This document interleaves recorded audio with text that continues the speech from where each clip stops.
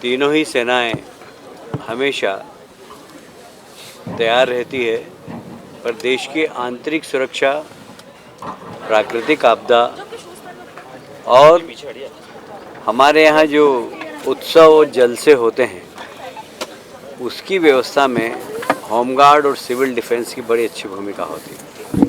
समाज में किसी भी प्रकार की अव्यवस्था को व्यवस्था में बदलना, ये होमगार्ड के लोग बहुत अच्छे तरीके से करते हैं। सर आ जाएगी। और मुझे बहुत प्रसन्नता है कि आज हमारे प्रदेश के यशस्वी मुख्यमंत्री डॉक्टर मोहन यादव जी ने होमगार्ड के जवानों की रिटायरमेंट की जो एज थी वो 60 से 62 वर्ष कर दी है। तो ये होमगार्ड के जवानों के लिए एक बहुत बड़ा तोहफा है। ये बात सही है कि आने वाले समय में जिस प्रकार विश्व के अंदर एक विश्व युद्ध जैसा वातावरण बन रहा है, तो हमें भी अपने आप को तैयार करना होगा। सिविल डिफेंस की एक बहुत बड़ी फौज खड़ी करनी होगी। देश की आंतरिक सुरक्षा में हमारी सिविल डिफेंस की फौज बहुत अच्छा काम कर सकती है और इसलिए होमगार्ड के कंधों पर भी बड़ी जवाबदारियां हैं। मुझे उम्मीद है उस जवाबदारियों को होमगार्ड के यूनिट बहुत जवाबदारी से वहन करेगी। मेरी ओर से होमगार्ड के स्थापना दिवस पर बहुत बहुत बधाई और शुभकामनाएं। सर इंडिगो का क्राइसिस चल किस प्रकार की रूपरेखा इस कार्यक्रम? सबसे पहले आप सभी को बधाई। आज होमगार्ड एवं सिविल डिफेंस का स्थापना दिवस समारोह है।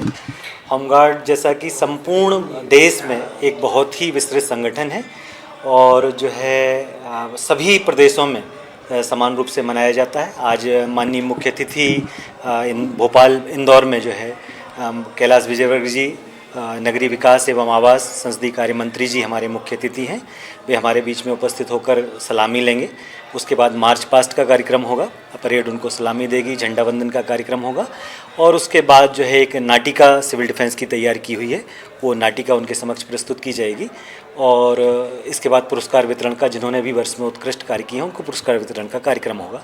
भोपाल में आज माननीय मुख्यमंत्री जी ने जो है होमगार्ड रेजिंग डे पर मुख्य कार्यक्रम में सम्मिलित हुए हैं और उन्होंने होमगार्ड की जो आयु है, रिटायरमेंट की आयु है, अभी 60 वर्ष है। उन्होंने आज राज्य स्तरीय समारोह में घोषणा की है कि ये आयु बढ़ा करके 62 वर्ष की जाएगी। इसके अतिरिक्त उन्होंने और भी बहुत सारी सौगातें होमगार्ड विभाग को आज राज्य स्तरीय कार्यक्रम में दी हुई हैं।